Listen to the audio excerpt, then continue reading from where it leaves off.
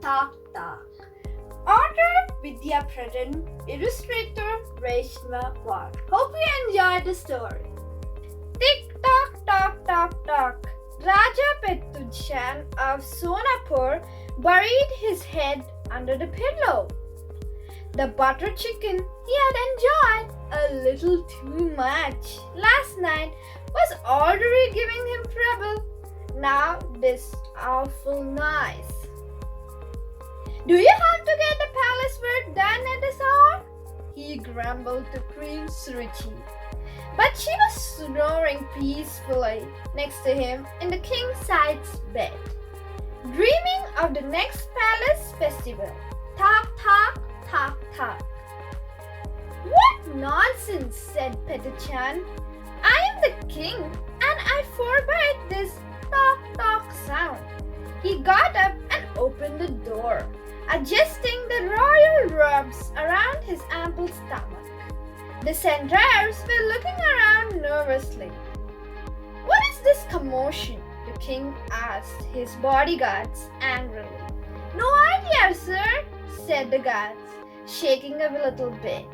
You have been searching for the little person making the noise, but we have not found anything. Idiots, the king grumbled under his breath. If you don't find out what it is in the next 5 minutes, I am fearing all of you, he shouted. Tok, tok, tok, tok.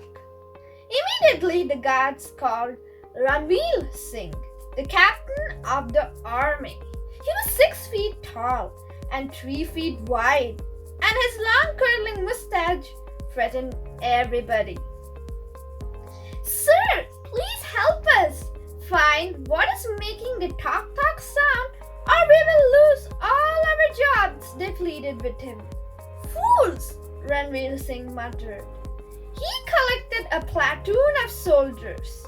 Tok tok tok tok. Ready, men?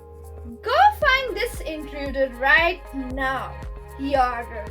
The men marched all around the palace, searching.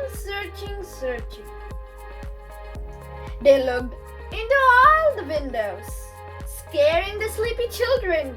They opened all the boxes and tapped all the walls, creating so much noise themselves and nobody in the place got any sleep that night.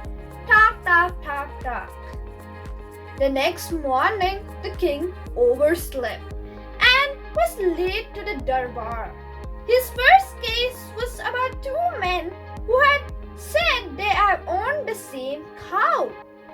It's mine, said the first man. No, I have been milking her for 2 years, said the other. Oh, really? I have been offering sweets made from her milk to the goodness for the last 3 years, said the first. My head hurts, said the king to his prime minister, Chintamani. At last night's butter chicken is still sulking in my stomach. Just cut the cow in 2 and give half to each. I want them to stop complaining. Sir, it is a cow, whispered Chintamani. Cutting it into 2 might not be a good idea. One of his jobs was to make sure the king did not issue any crazy orders, which Petuchan was quite capable of doing when he was hungry or tired. The worry had made Chintamani blab before his time. Of course, said the king, slapping his forehead. Well, how am I supposed to be just and wise king when I haven't slept at night? Raja Petuchan told Chintamani about the tok tok sound. I am just the person to help, said the minister with a smile of relief. That night he brought Pasupati, the zookeeper, to the palace after everyone had gone to bed. Tok tok tok tok. When the zookeeper heard the sound, he rushed home and brought back a cage and a bowl of worms. Pashupati then had a royal carpenter cut a hole into the wall nearest the sound. He put a ball of worms near the hole. Everybody stepped back and waited silently. A small red and brown bird with a long yellow beak stepped out of the hole and jumped with the ball. Shush! The bird was in the cage. The king was amazed. Such a tiny bird and such a loud noise. Thank you, everyone. You have done a great service to the country. The next morning, the king reached the darbar bright and early. Pashupati, the zookeeper, was standing in front of him. Sir, I cannot keep the bird. What happened? Asked the king. The Tok Tok noise kept all the animals in the zoo awake. They all are sleeping now, and the children visiting the zoo are very disappointed. Said the king. He wondered if the bird would make a good cutlet. No, sir, we can't kill the bird, said Chintamani firmly. He was good at guessing the king's thought. It is very rare and must be considered a lucky bird. Then, what do we do? Asked the king.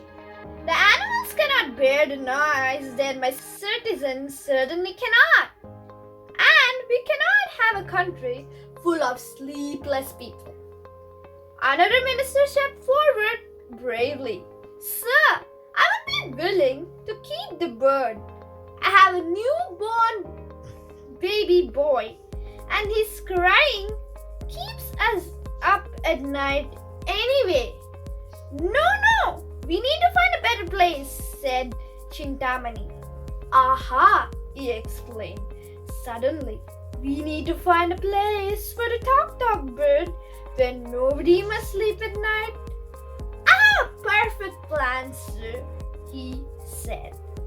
And that is how the Tok Tok bird ended far away from the palace and the towns of Sonapur, giving a company to the border pack. It kept the soldiers awake every night and did its job so well that it became the official bird of the country.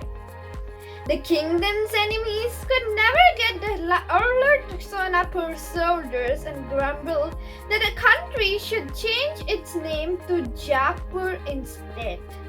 The end. Thank you.